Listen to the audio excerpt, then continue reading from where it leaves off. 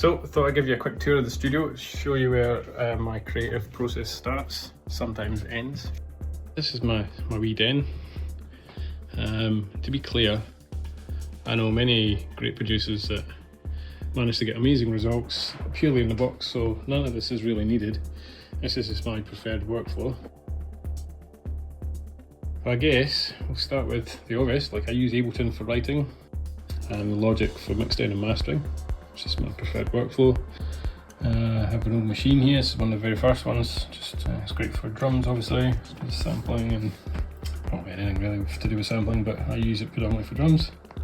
This is the SSL UF8 which is the channel strip and compressor module. It's still just a controller, it's not analog, but it controls the plugins, which feels really great. It's like you're using a real mixer. And to go with that, I have the SSL UF8, which is obviously the channel strip, so not channel strip, like the fader strip, to emulate like a mixer, and you can bank through your channels so you feel like you're actually on a mixing desk. I use Push 2, it's obviously really great for Ableton, really helps for coming up with those creative ideas quickly. And I have just a standard 81 keyboard. It's a complete keyboard, S88 I think it is, but I'm by no means a pianist. I can tinker with a keyboard, and obviously I use it for trying to work out some progressions sometimes. Speaker wise, these are the speakers I use, the Focal Solo 6 BEs. They sound really great stereo field, really honest flat speakers. I use the sub 6 to go with them as well, just so I can hear that low end, which is good. So everything's plugged into this mixer. It's the Allen Heath Q32. Basically it has 32 inputs that I can then route directly into Ableton and apply effects and whatnot on top of the synths. So starting with the Moog Grandmother, this is a great wee semi-modular synth. Really powerful sound. All the Moogs I have, they're similar, but they all do have a different flavour. This is just one. There I have its, I guess I was going to say big sister, but it's kind of the Matriarch, which is the mothership if you like, which is kind of similar. Just has a few more oscillators and a few more patch capability ports that you can plug into. Again, another massive sound. It's just really huge. Both of these are actually. I have some trusted Behringer synths that I really do rate actually. They're complete clones of the original. So this is the 101, which is based on the Roland SH 101.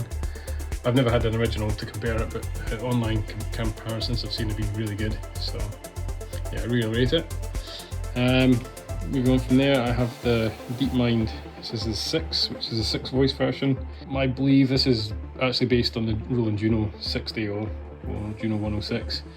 But some sort of copyright, they had to rename it, but it's essentially the same sort of synth with a bit more power to it, I guess, a bit more options in terms of modulation matrix that you can assign lots of things to. And then the Mono Poly, which is another wee favourite of mine. You can make some really great sounds with this, anything from basses to effect sounds. It's really versatile synth. Really fun to play with as well, everything's just there on the panel. Then I have the Moog Slim Phatty. This is it was I think my second ever synth, and it's been with me ever since, and I don't think I'll ever get rid of it. Again, really lovely sound. It's a very typical Moog sound. And above that we have the wee Moog Minitaur, which is, I believe, is based on the Moog pedals. Moog pedals that were quite famous back in the day. Really good for bass. It's basically a bass synth, as it says on the name. Well, over this side we have the Dave Smith's Mopho, which is basically one voice of a Prophet, I believe. It's kind of similar, very similar sound. Another cool wee synth, makes some great sounds with it, really fun to use. And then below this we have the Prophet 6, which is the sequential, or actually Dave Smith's the same thing. This is a 6 voice poly synth, and it's just massive. Like the sounds you get out of this, they really chop through the mix, really clear, lovely sounding. Then on to probably my favourite synth that I've come across and had the pleasure of having. It's the UDO Audio Super 6. They're just incredible. The chap that designs this is a big Roland fan, and you can see there's a lot of influence there from the Roland synths, just the way it's laid out. But the sounds are just fantastic. Really intuitive synth to use, but really accurate. You can really shape your sound and get heaps from it, which is great. I have an old Moog Voyager, which is basically a mini Moog. It's one of the reinterpretations of the mini Moog, I believe. This is the rack version. It has 3 oscillators, again really fat sounding, and a noise oscillator as well. Massive synth, really cool to use. Below that I have this Novation Bass Station 2, which was just another mono synth. Why do I have so many mono synths? It's a bit of a habit, I think, now. But yeah, this is great recent. I used to have the original Bass Station 1, which is the rack version. But it's got some really nice updates on this, and yeah, really hands-on synth again. Got another Behringer, which is a TD3, which is based on the old 303, those acid sounds that you're no doubt familiar with. All comes from one of these wee machines. And moving on to the Sub 37 by Moog, again, Moog, I'm not sure how you pronounce it, but this for me is probably the best synth for bass. I just haven't come across anything that's kind of close in terms of the filter and the sort of depth and creaminess of the sound that you get. They're just massive, and really fun. Again, really fun to use. But they can make all sorts of sounds, of course. But I generally use this for bass. Then we have probably what's my flagship synth here. Really, is the Moog One. Again, this is just amazing. I know I've said that about every synth I've shown you here, but this truly is. It's everything you see here. All the knobs and buttons.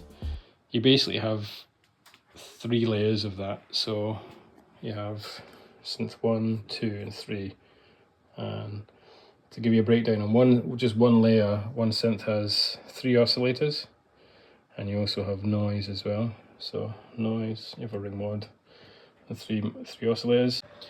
As well as the 3 oscillators, it has 4 LFOs. Once we've got 3 envelopes. We have an effects section, all the effects I believe are done by Eventide. There's a step sequencer that you can modulate all sorts of things with, I guess across all layers as well, and an arpeggiator too. And there's a number of other modulation capabilities as well. You can go to all sorts of depths with this. You can write equations that will take a result from, say, an LFO and give you the value, and then you can send that value as a variable and use that in a different parameter and just assign it somewhere else. It's super deep, but surprisingly easy to use, and yeah, hours of fun. So I hope this was interesting to you. If it was, and you'd like to hear maybe some demos of some of the sounds, or maybe see me having a wee play, I'll no doubt post something anyway, but shout out in the comments if there's a synth you'd like to hear in particular. Happy to nerd out and have a wee play and see where things go.